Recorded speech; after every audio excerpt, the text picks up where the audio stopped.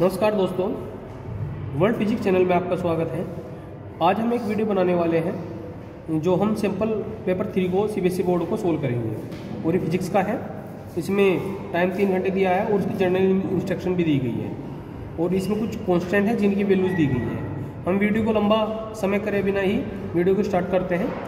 Magnetic dipole moment is a vector quantity, it is directed from. ये जो magnetic dipole होता है एक उसका साउथ पोल होता है, एक उसका नॉर्थ पोल होता है। ये साउथ पोल है और ये नॉर्थ पोल है। ये हमेशा साउथ से नॉर्थ पोल की तरफ होता है हमेशा मैग्नेटिक फील्ड। तो क्या जाएगा, south pole to north pole. The magnitude of a magnetic field at a point due to a current carrying element does not depend upon, किन बात पर डिपेंड नहीं करता है। According to the Biot Savart law, जो बायो-सेवर्ट ने हमें एक बात बताई थी कि जो करंट एलिमेंट है या कोई वायर है उसकी वजह से जो मैग्नेटिक फील्ड प्रोड्यूस होगा वो छोटे छोटे करंट एलिमेंट की वजह से होगा। तो किन किन बातों पर डिपेंड करता है। मान लिया एक छोटा करंट एलिमेंट डीएल है, उसकी वजह से मैग्नेटिक फील्ड है पॉइंट पी पे, वो किस बात पर डिपेंड करेगा। एक तो डिस्टेंस के इन्वर्सली प्रोपोर्शनल, डिस्टेंस के स्क्वायर के इन्वर्सली प्रोपोर्शनल होगा, करंट के डायरेक्टली प्रोपोर्शनल होगा, करंट एलिमेंट के डायरेक्टली प्रोपोर्शनल होगा और जो एंगल है उसकी साइन थीटा के डायरेक्टली प्रोपोर्शनल होगा। तो D B directly proportional I D L sine theta upon R square. It mean that current element पे डिपेंड कर रहा है, लेंथ पे भी डिपेंड कर रहा है, डिस्टेंस पे भी डिपेंड कर रहा है, लेकिन क्या है, डायमीटर पे डिपेंड नहीं कर रहा है। तो इसका आंसर उसने पूछा है कि किन पे डिपेंड नहीं करता, तो आंसर क्या जाएगा, डायमीटर पे डिपेंड नहीं करता। The idea of displacement was introduce by, displacement current का आइडिया हमें मैक्सवेल ने दिया था। किसने दिया था, मैक्सवेल ने। एम्पियर ने सर्किट ला दिया था, फेराडे ने हमें फेराडेज लॉज दिए थे इलेक्ट्रोमैग्नेटिक इंडक्शन के, और हर्ट्ज ने हमारा हर्ट्ज एक्सपेरिमेंट किया था जो 2-3 जगह पे इस्तेमाल किया जाता है। वो फोटो इलेक्ट्रिक इफेक्ट में भी यूज होता है हमारा। नेक्स्ट क्वेश्चन है बच्चों हमारा, the ratio of charge of to the potential capacitor is known as the conductance. उस कैपेसिटेंस, सॉरी बच्चों, उसको क्या बोलते हैं, capacitance. We know that the charge is directly proportional V. जब हम इसको हटाएंगे तो यहाँ पे सी आ जाएगा और C is equals to Q upon V, और इन्होंने इसी का रेशियो पूछा है। The ratio of charge to the potential is called capacitance. क्या बोलते हैं उसको, कैपेसिटेंस बोलते हैं। According to the Rutherford atomic model, Rutherford ने अपना एटॉमिक मॉडल दिया था, the electron inside the atom. उन्होंने कहा था कि इलेक्ट्रॉन जो है न्यूक्लियस की सेल्स होती है उसमें इसी तरीके से मूव करते रहते हैं जिस तरीके से सन के चारों ओर जितने प्लेनेट हैं मूव करते रहते हैं। इट मीन दैट स्टेशनरी तो हो ही नहीं सकते हैं कभी भी, ना सेंट्रलाइज तो होते हैं लेकिन मूव करते रहते हैं। इसे बोलना था सेंट्रलाइज एंड नॉन स्टेशनरी, ये भी गलत हो गया। तो इसमें आंसर क्या बैठेगा, नॉन स्टेशनरी। इसका आंसर लेगा नॉन स्टेशनरी होते हैं। ऐसा unit of power of lens, we know that the power is the reciprocal of the focal length. इसे हम क्या बोलते हैं, पावर कहते हैं। और ये मीटर में काउंट करोगे तो इसको भी मीटर में, अगर इसको सेंटीमीटर में लोगे तो पर 100 लेना पड़ेगा और इसको आपको सेंटीमीटर में लेना पड़ेगा।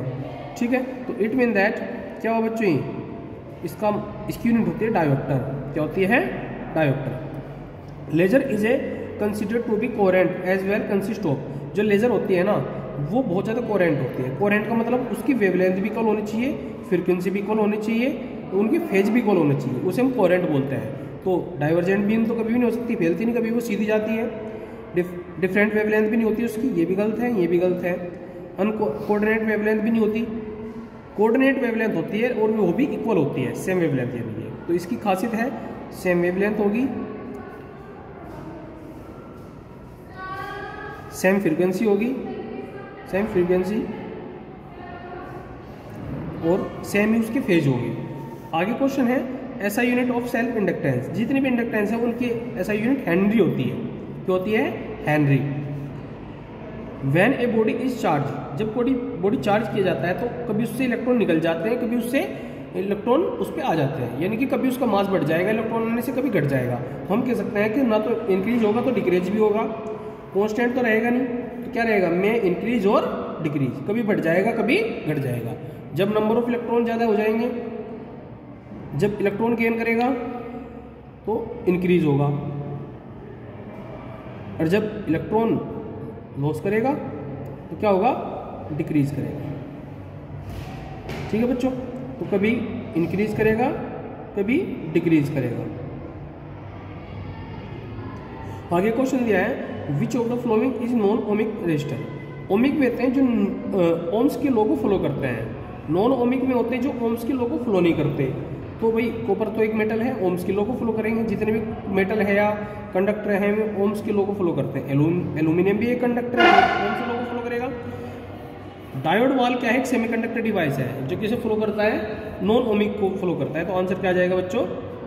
इसका आंसर आ जाएगा डायोड वाल। क्या जाएगा? डायोड वाल।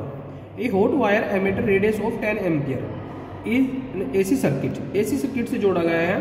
The peak value of the current is, एक फॉर्मूला होता है IRMS वैल्यू और पीक वैल्यू में कि IRMS value equal to the peak value upon √2। इसी तरीके से VRMS के केस में होता है V0 अपॉन √2। तो उसने पूछा है कि पीक वैल्यू क्या होगी, तो पीक वैल्यू निकलवा रहा है और करंट के केस में निकलवा रहा है। इट मीन दैट इस फॉर्मूले को ले लेते हैं। I0 हमारी पीक वैल्यू है और IRMS का √2 टाइम्स होगी, और उन्होंने IRMS की वैल्यू कितनी दे रखी है? 10 एम्पियर मल्टीप्लाई √2। तो हम कह सकते हैं क्या? 10√2 एम्पियर आंसर आएगा। ये आंसर इसका हो जाएगा बच्चों। आगे क्वेश्चन है, if the velocity of an electron increase, अगर इलेक्ट्रॉन की वेलोसिटी को इंक्रीज किया जाए then the its de Broglie wavelength will be. De Broglie wavelength पे क्या इफेक्ट पड़ेगा? हम आपको एक फॉर्मूला देते हैं de Broglie wavelength, lambda is equal to H/P, और H/P को क्या लिख सकते हैं? mv लिख सकते हैं। और mv क्या मोमेंटम होता है? इसको हम कह सकते हैं √2mk के काइनेटिक एनर्जी है। हम कह सकते हैं कि lambda is directly inversely proportional √m। तो हम मास बढ़ेगा तो वेवलेंथ आल्सो घटेगी, डिक्रीज होगी सॉरी। तो क्या आंसर आएगा कि उसकी वेवलेंथ घटेगी। दोस्तों यहाँ तक की बात आपको समझ में आ गई। हम 12 क्वेश्चन में पहुँच गए हैं। आगे क्वेश्चन पूछा है दोस्तों, क्या क्वेश्चन है आगे कि डाइपोल ऑसिलेशन। डाइपोल जो ऑसिलेशन होता है प्रोड्यूस इलेक्ट्रोमैग्नेटिक वेव, नहीं, जो हमारा एक्सेलरेटिव चार्ज जो होता है एक्सेलरेटिव चार्ज पार्टिकल, वो इलेक्ट्रोमैग्नेटिक को क्या करता है दोस्तों? प्रोड्यूस करता है। लेकिन ये तो दोनों बात तो सही है, ये भी सही है और ये भी सही है, लेकिन ये इसको एक्सप्लेन नहीं कर रहा है। डाइपोल भी एक इलेक्ट्रोमैग्नेटिक वेव को, जब डाइपोल में क्या होता है? चार्ज होते हैं, जब चार्ज एक्सेलरेट होगा तो इलेक्ट्रोमैग्नेटिक वेव प्रोड्यूस होगी। तो इसका ये सही रीजन नहीं दे रहा है यहाँ पे। तो दोनों रीजन सही है, लेकिन ये रीजन इसको सही एक्सप्लेन नहीं कर रहा है। तो बी ऑप्शन इज करेक्ट। आगे क्वेश्चन है, गूगल्स हैव 0 पावर। हाँ, गूगल के पास क्या होती है? 0 पावर होती है, बिल्कुल सही है बात। Radius of curvature of both side of lens is same. हाँ, ये भी बात सही है, रेडियस ऑफ कर्वेचर भी दोनों की सही होती है, लेकिन ये इसको एक्सप्लेन नहीं कर रहा है। पावर का रेडियस ऑफ कर्वेचर से कोई इफेक्ट नहीं पड़ेगा। हमारे जो गूगल्स होते हैं वे किस लिए वर्क करते हैं? वे हमारी आई की इंटेंसिटी को नहीं बढ़ाते, आई के रोगों को दूर नहीं करते, वे सिर्फ सन रेज से बचने के लिए होते हैं। तो इसलिए हमारा बी ऑप्शन ही करेक्ट होगा। तो क्योंकि इसमें एसेरेशन और रीजन दोनों करेक्ट है, लेकिन उसको सही एक्सप्लेन नहीं कर रहा है। आगे की बात, the air bubble sign in water. Assertion दिया है, एयर बबल क्या करता है? साइंस करता है इन वाटर में। तो air bubble in water shine due to the refraction of light, ये बात पूछ रहा है।